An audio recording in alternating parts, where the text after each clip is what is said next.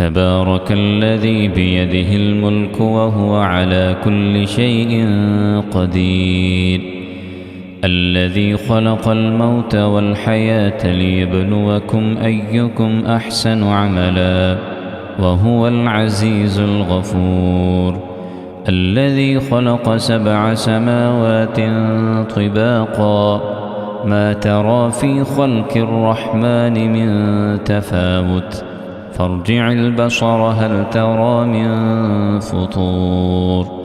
ثم ارجع البصر كرتين ينقلب إليك البصر خاسئا وهو حسير ولقد زينا السماء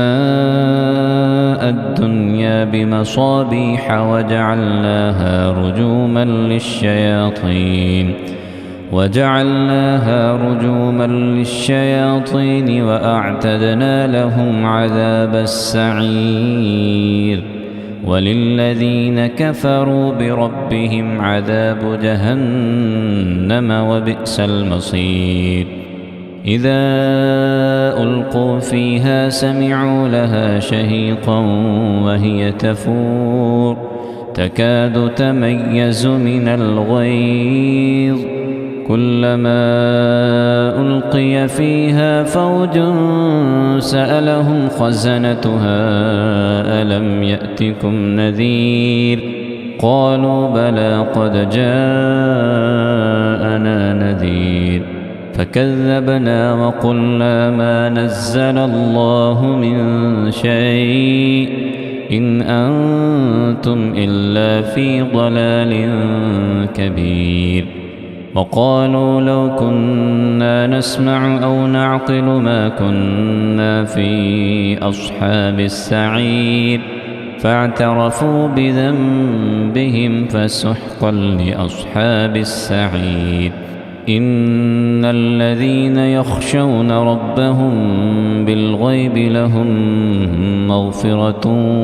وأجر كبير وأسروا قولكم أو اجهروا به إنه عليم بذات الصدور ألا يعلم من خلق وهو اللطيف الخبير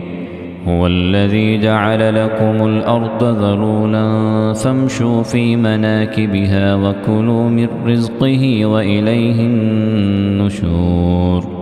أأمنتم من في السماء أن يخسف بكم الأرض فإذا هي تمور أم أمنتم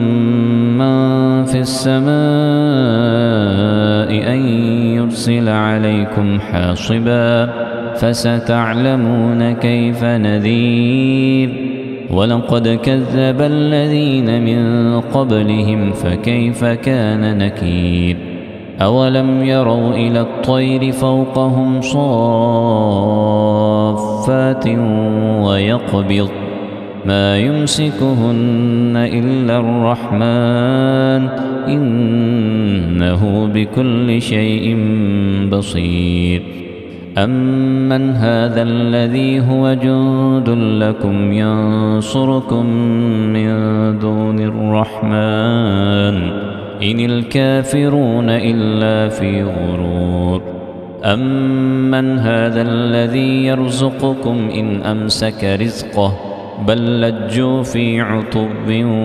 ونفور أفمن يمشي مكبا على وجهه أهدى أمن يمشي سويا على صراط مستقيم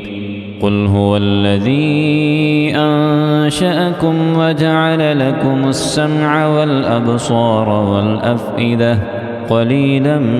ما تشكرون قل هو الذي ذرأكم في الأرض وإليه تحشرون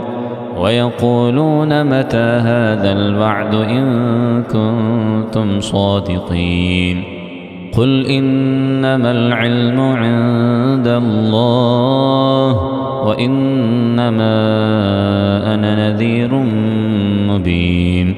فلما رأوه زلفة سيئت وجوه الذين كفروا وقيل هذا الذي كنتم به تدعون قل أرأيتم إن أهلكني الله ومن معي أو رحمنا فمن يجير الكافرين من عذاب أليم قل هو الرحمن آمنا به وعليه توكلنا فستعلمون من هو في ضلال مبين قل أرأيتم إن أصبح ماؤكم غورا فمن يأتيكم بماء